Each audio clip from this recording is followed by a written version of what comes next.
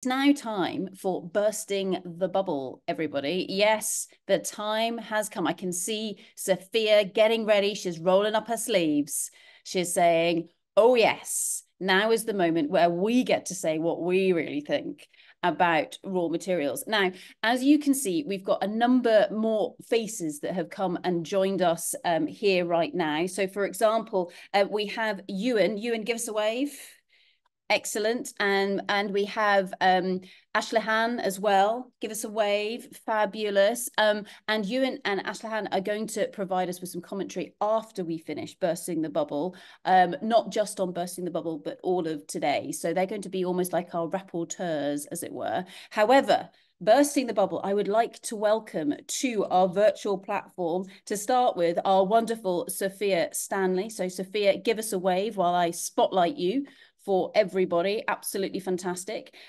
Secondly, we are going to welcome to the stage, and this is where I'm finding everybody.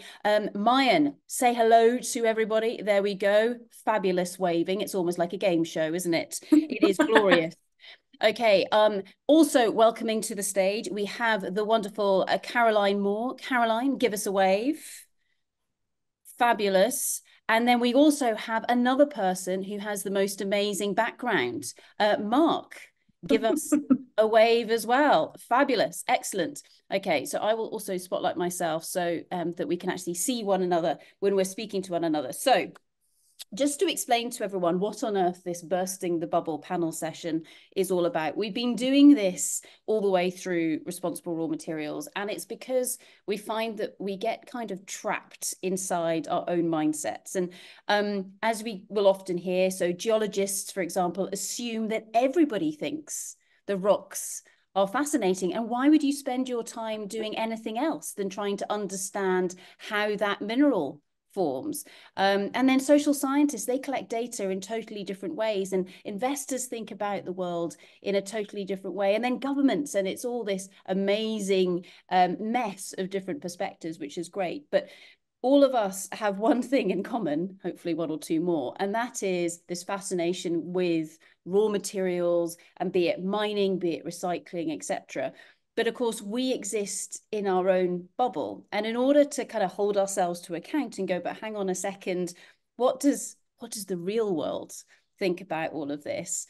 Each year we have this bursting the bubble session. And what we do is we bring together a number of incredibly brave and courageous individuals. So to all of you on the panel this year, thank you so, so much for doing this. And we ask these wonderful individuals some very basic questions, such as, where do you think raw materials come from? And do you really care? And what do you think about the mining sector, for example? So in order for us to kick off today, what we're going to do is I'm going to invite our fabulous panelists to introduce themselves. So what name would you like us to call you by today? And then anything else you feel that we should know about you. And then we've got a couple of questions that we've already discussed amongst ourselves, or hopefully you've seen some of them before. Feel free to ask one another questions, ask me questions as well. This is all about us being able to think outside of the box and going, okay, what does the real world think about raw materials? So in terms of introducing ourselves, Sophia, would you like to kick us off? And then we're going to go to Mayan. So Sophia, who are you? Thank you, Sarah. I'm Sophia Stanley. I have just recently, I feel like I'm cheating a little bit because I have been at the conference since Monday. So I'm new to the mining industry, but I have been picking up some bits and pieces. So I'm currently on a social impact and leadership course with On Purpose. So I'm doing some time at Satala as part of that.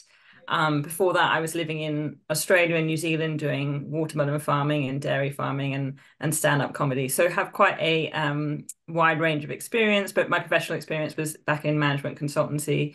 And I'm trying to make a difference, make a positive impact on the world and what that might look like. So yeah, excited to learn a bit more. Fantastic. Thank you very much, Sophia. Mayan, how about yourself? And then we'll go to Caroline. Thanks, Sarah. So my name's Mayan Alshikachi. You can call me Mayan. And yeah, my background's in politics. Did 6 years with the UK government, focusing on a variety of policy areas, but mainly focused in international development and diplomacy. And I'm also on the On Purpose programme alongside Sophia. Excellent. By the way, we have gone beyond the On Purpose program in case anybody is wondering, but if you're interested, I'm sure we can put a link to it in the chat. Fabulous. Caroline, do you want to say hello? And then we'll go to Mark. Hi, I'm Caroline Moore and I work in sustainable design, predominantly with artisans in the east of Africa, but have been working globally to look at the way that you can create entrepreneurship and empowerment models within traditional design skills. Fantastic. Thank you very much, Caroline. And Mark, how about yourself? Hi, my name is Mark, and I'm the managing director of a 231-year-old manufacturing business based in London, one of the few survivors, I'm afraid. And we are a wire company. You can see behind me the sort of wire we use. You can see copper, brass, stainless steel. So we basically, we're on the 6th generation in the company. In my dad's day, we used to have about 88 people working for us, and now we're down to 8 people. That's the decline of British manufacturing. But we've still survived because we do special wires. Now, you've all seen our wires. For example, Thunderbirds, the puppets, that was our wires hanging the puppets. So we're not volume users. We're not producing thousands of tons of copper. If you want a piece of wire covered in blue plastic with a stainless steel overbraid on it, and you want 200 meters, we will make it for you. So we do specialist, small quantities of wire, and that's why we're still around. I'm loving that. I did not think we would be talking about Thunderbirds today, but thank you so much for bringing that into the room. Genius. So let's start off maybe with yourself, Mark, and then I'll ask the same question to Caroline. And I think, Mark, seeing as you have some metal or pictures of metal on the wall behind you, do you ever think about, care about where the raw materials come from that you use within your manufacturing? Yes, we do. We take care. There's certain companies we deal with who we have to sign a declaration that the metal that we use in our wire is not being ripped out of the ground by slaves under the age of 5. So there is a social conscience on where we get it from, but the total amount of metal we actually use in a year is in its low tonnage. We're not a big user, but we obviously take care to make sure we do source our raw material from reputable companies. Yeah. And how do you do that, especially because you're using such small volumes, Mark? How are you checking where the material's coming from? One of the things is obviously an ISO standard. So we are a quality standard, ISO, we're environmentally approved as well. And you can see behind me here, we won the Queen's Award in 2002 for sustainable development. So we have solar panels, wind turbine. We don't have any vehicles. We have LED lighting the whole factory. So we do take environmentalism. It's important to us. That's part of our selling thing. That's one of the reasons, or part of the reasons, why we've possibly survived. So all the companies we deal with are reputable companies. Yeah, they are bigger. I mean, we deal from our raw material comes in from India, Turkey, Japan, South Korea, obviously the EU, which is getting a pain now, of course. You know why that is. Ho ho. Get that in. So it is reputable companies, but mainly we are buying small volumes of it. So yeah, so we are asked these questions and we do respond accordingly. And Caroline, I promise I will come to you. I'm just fascinated by the Thunderbird still at the moment. Mark, in terms of, you mentioned that some of your customers are asking you about the sourcing of the metals. Has that been static for a while in terms of which customers ask you, or is it becoming more common for customers to ask? It's becoming more common because I think things like nickel, certainly, and that's one that springs to mind. I think we had an inquiry from one of our potential customers last week, asking where we source our nickel-plated copper from and nickel wire from, because there are certain countries in the world which don't kind of obey the rules. And I think they are, people are concerned that these people are exploiting the people and causing immense environmental damage, of course. So, yeah, we do get asked for this. Okay. And final question, I promise. So in terms of, say, copper demand, as we've heard in some of the talks earlier on today, the anticipated demand for copper is just huge. And so one of the key mechanisms we can use is to reduce that demand. And by, and use things like, instead of just using copper in a wire, mixing in some silver, for example, which therefore lowers the demand on copper, perhaps makes the wire more complicated. In terms of that sort of innovation, are you seeing that coming through in earnest, or is this something that's just confined to the universities?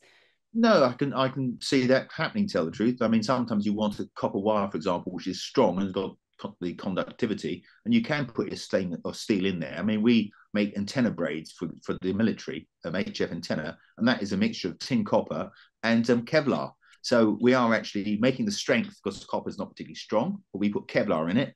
That makes a strong cable. So we are doing that already. One of the things as well, which because of our environmental side, we recycle all our waste material. So all our copper, which we use when we set up, this copper scrap left over, we don't say that's scrap. We say that's a material that we will sell. So we actually recycle. So we're part of that loop. And because we're part of that loop, we actually don't waste any material at all. Awesome. Waste. So here we have, sorry, on you go. Keep going. No, I was just saying, waste not, want not. I mean, we take care. I mean, because of our environmental side, we have to skip outside. We empty that twice a year because everything we use, our plastics recycled, our packaging recycled, all our metals are recycled. So we don't chuck nothing away. And that's, I think people do that. What's it called? Urban mining, I believe it's called, where you will use scrap and all this waste which we landfill. Someone's going to start at some stage digging up the old landfill to get the copper out of it. Anyway, over to you. Absolutely. Thank you very much for that, Mark. Brilliant. Caroline, I promise I won't ask so many questions, but I'm sure you are absolutely fascinating as well. Do you care about where you get your materials from? No, I mean, I do. I think sometimes it's a different question with us because we work with artisans in slum areas. So therefore, having that supply chain is very different. It may come from recycling rather than it being direct from a supplier. But if we are doing a larger scale project, then we will work with a supplier that we know is bringing in the materials that are specific to that particular product. And what kind of products do you make, just so we can visualize it in our heads? So I predominantly work in brass jewelry. So we do a lot of casting and brass wire work and sheet work, mainly within Kibera and Rongai in Kenya. And so we're working with materials there, as I mentioned, a lot of it recycled to try and create a new economy and entrepreneurship with those artisans and their skills. Awesome. So in terms of the recycling that you're mentioning there, what's the process? How does that happen? Well, actually, there has been a law, I believe, that's gone in place in Kenya, which means that we're not meant to recycle the brass. So it becomes slightly controversial. But what they'll do is they'll use old brass and smelt it down to then be able to cast. So it'll be pouring of particular pieces, for example, a bracelet, a necklace, whatever it might be. And that can also go into things like handles for furniture, doors, etc. Really interesting, absolutely fantastic. And I love what you mentioned there about actually it becoming a bit controversial. Why is it that they've said that they don't want you to recycle? Is it because they're trying to boost the primary industry, or what's the driver behind that? I mean, I would assume it is to boost the primary industry. I think the conversations within Kenyan politics and how that works is not always the easiest, and it can be more beneficial for parties that are involved and stakeholders that are involved within that industry. Unfortunately, it's not always the guys on the ground that need to have that input of information. They don't get to have the conversations and how important it is for them to be able to use that recycled that metal. And also, to be honest, with us, we like the recycled story. That is part of what we're selling. It's looking at ways that you can reuse things and create something different and new and special out of something that was once sitting on a metal heap. Yeah, fascinating. Excellent. Thank you very much, Caroline. Mayan, perhaps if I can bring yourself in and then we'll go to Sophia. So Mayan, you mentioned that you've got that experience from a government perspective. And what we're hearing here, of course, is that regards to sourcing these materials, global trade is key, etc. Do you have any thoughts on that, or anything that Mark and Caroline have just said? Yeah, absolutely. I totally agree. I mean, the kind of relationships between these countries and the trade is so key to, I mean, quite obviously be able to access these materials and then transport them through the supply chain and actually process them.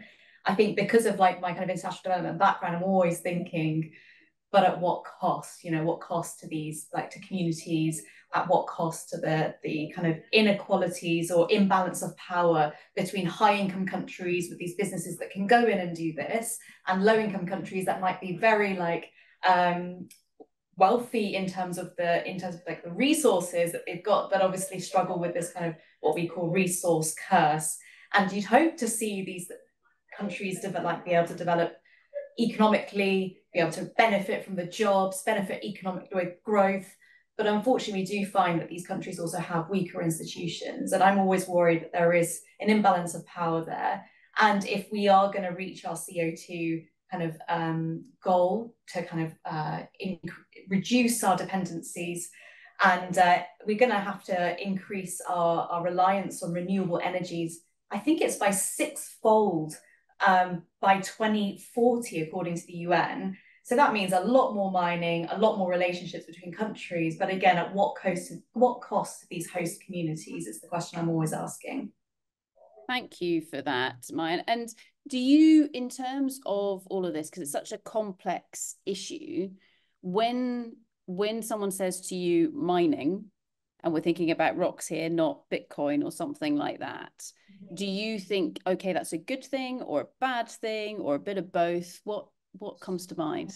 It's a double-edged sword. On the one hand, it's super necessary for for the foundations of our society. But on the other hand, the things that do come to mind are all these examples you see every day on the news. You know, degradation of like the environment, people's health, mentally and physically, the relocation of communities from their homes and their sacred land, and their rights being taken away from them.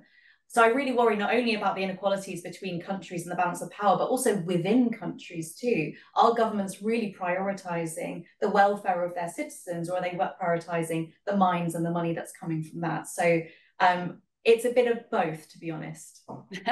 Good answer. Thank you for that, Mayan. Sophia, who has been cheating all week because she has been listening into the conference. Sophia, what are your general thoughts on mining? Where are you at mentally at the moment? Oh gosh, how long have you got? I think my brain's about to explode. It's been a very interesting baptism of fire, and I think I've been on a real roller coaster. I think probably before, when I was telling people on the program, oh, my next placement is with a risk and sustainability consultancy, and they kind of work quite a lot with the mining industry, most people were sort of like, what? We're doing social impact, we're doing sustainability, that those two things don't really mesh. And so I've really enjoyed sort of coming into the belly of the beast and kind of working out a little bit more about the reality. I'm still struggling, though. There's a couple of things. I really enjoyed James and Dave's talk earlier. I think one of the comments I heard was, if we're going to satisfy the lifestyle we've become accustomed to. And I think there's a big issue with me being like, I don't think we should have become accustomed to it. You know, like I find it really hard to be against mining and critical minerals coming out of the ground when I've got an iPhone. Well, it's not an iPhone, it's a really bad smartphone in front of me, and I've got 2 laptops on my desk.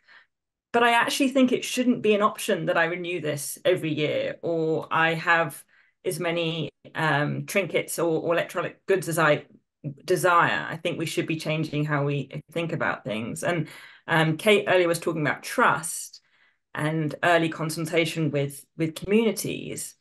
But I can't, maybe I'm being too jaded here, but I can't help but feel that it's still to get the aim of what the mining industry needs. So we need to build that trust so that we can come in and build this mine, rather than we need to build that trust and that conversation and maybe decide that this mine isn't a good idea or this area isn't a good idea.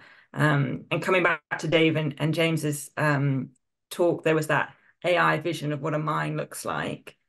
I think we haven't been shown by the mining industry that it can be done differently.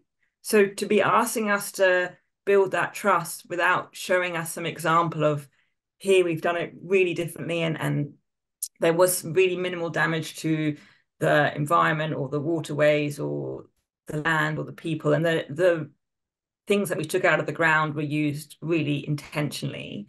I'm not sure I've seen that. And so I think that makes me still feel quite dubious. And sorry, I will stop talking now, but I think the one last thing I will say is maybe I have to be honest that mining isn't the boogeyman, but maybe it's capitalism. Maybe it's this idea of things need to be extracted and we need to make the most money as possible, rather than being like, okay, what have we got and what do we need?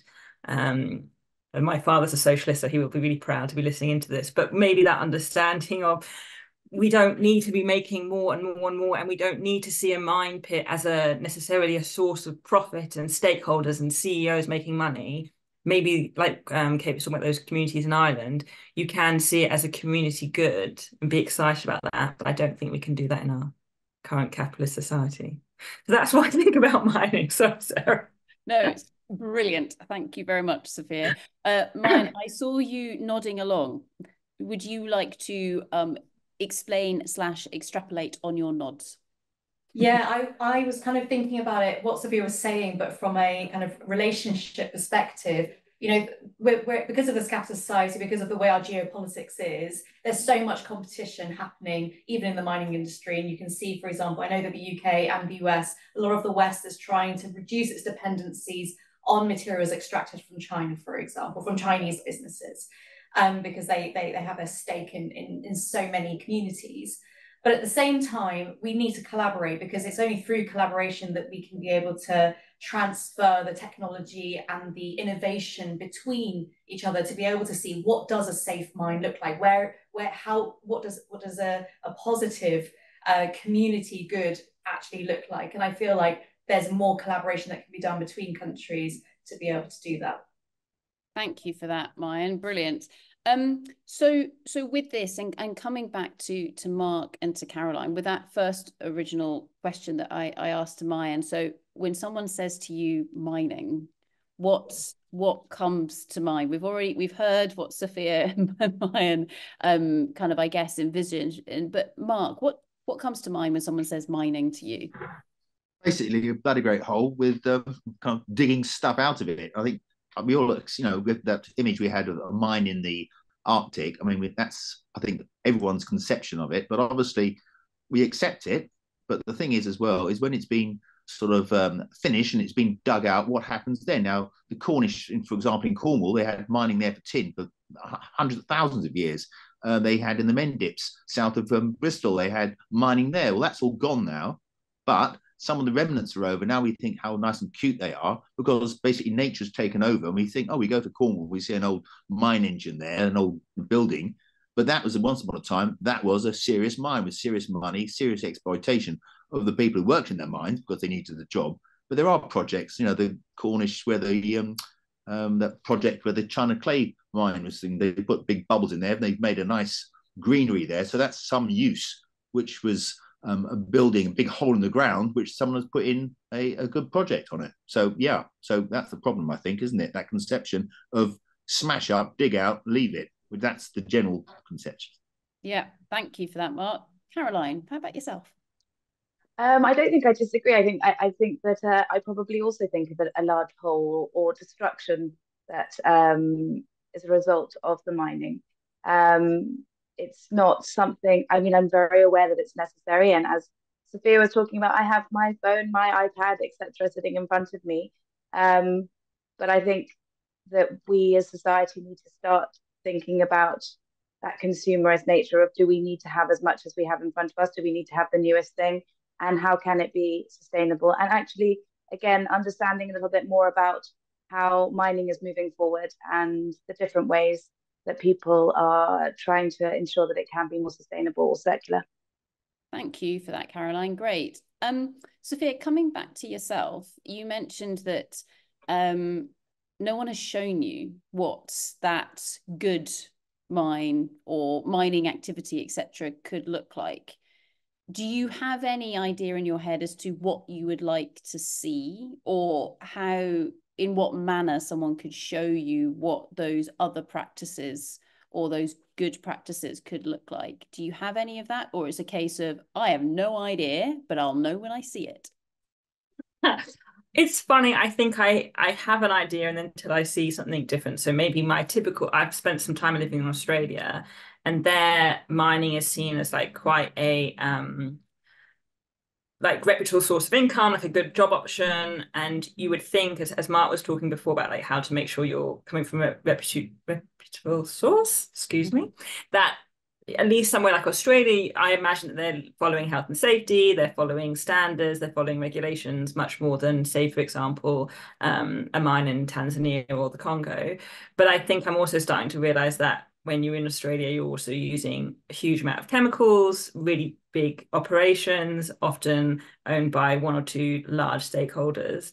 And so maybe things like artisanal mining that's happening in Ghana or other areas in Africa, which I think my instinct would be like, oh, that's kind of like uncontrolled, informal, probably bad conditions. If the source of if it's smaller, that doesn't really help. But yeah, maybe smaller mines where people are working like closer to where things are being used.